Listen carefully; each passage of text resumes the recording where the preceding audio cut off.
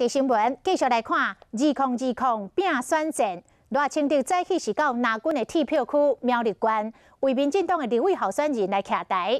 面对着韩国瑜来发出讲，都爱互高雄出一个总统。赖清德回应讲，高雄有真侪人才，下摆一定会出总统，但是这届的总统会出现伫屏东，就是蔡英文的故乡。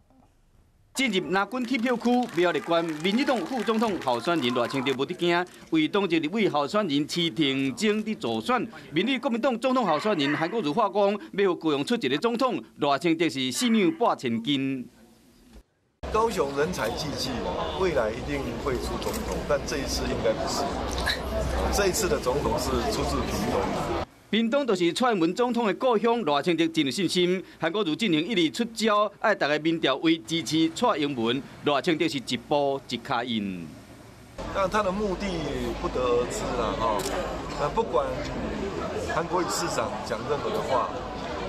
所有守护台湾的团队，包括民进党所有的同志所有的候选人以及支持守护台湾的各位好朋友，大家一定要坚定信心。 另外，最近主打的是爱和南营本区立委候选人吴淑怀卖调，赖清德进一天讲唔对去，将吴淑怀讲做另营候选人吴淑瑶，在场的人拢惊一条。为了避免佫讲唔对去，赖清德无佫讲这件代志，全力为党内同志咧冲刺。